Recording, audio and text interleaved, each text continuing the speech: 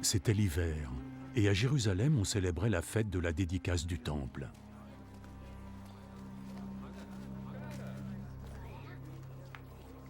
Jésus marchait dans le temple, sous le porche de Salomon, quand des gens se rassemblèrent autour de lui. Combien de temps encore nous garderas-tu dans l'incertitude? Dis-nous juste la vérité, est-ce toi le Messie? Je vous l'ai déjà dit, mais vous ne voulez pas me croire. Tout ce que j'accomplis au nom de mon Père témoigne en ma faveur. Mais vous ne voulez pas croire, puisque vous n'êtes pas mes brebis. Mes brebis, elles, écoutent ma voix. Je les connais et elles me suivent. Je leur donne la vie éternelle et elles ne mourront jamais. Personne ne pourra les éloigner de moi. Ce que mon Père m'a donné est plus grand et plus beau que tout.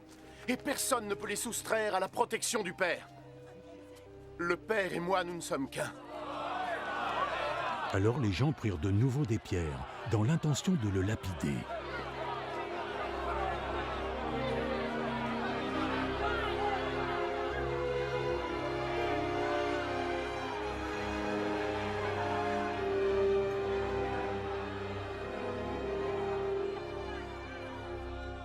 J'ai déjà accompli devant vous plusieurs bonnes actions que mon Père m'a demandé de faire.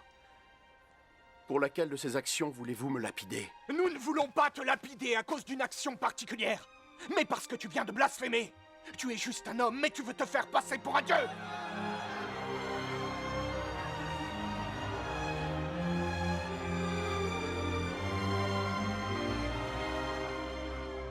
Il est écrit dans votre propre logique que Dieu avait dit « Vous êtes des dieux ».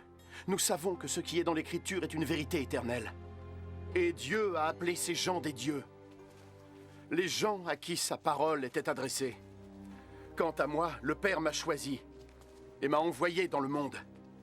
Comment pouvez-vous alors m'accuser de blasphémer lorsque je vous dis que je suis le Fils de Dieu?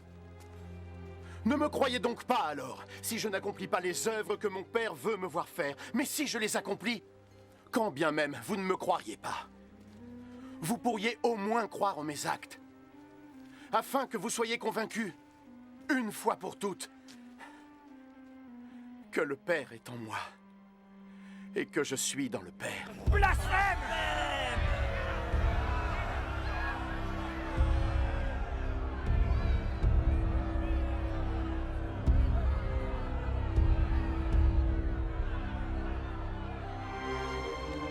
Une fois encore, ils essayèrent d'arrêter Jésus, mais il leur échappa.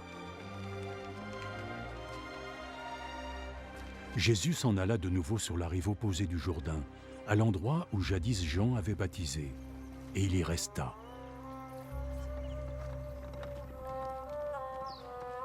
Beaucoup de gens vinrent à lui. Ils lui disaient « Jean n'a pas accompli de miracle, mais tout ce qu'il a dit sur cet homme était vrai. » Et là, plusieurs personnes crurent en lui.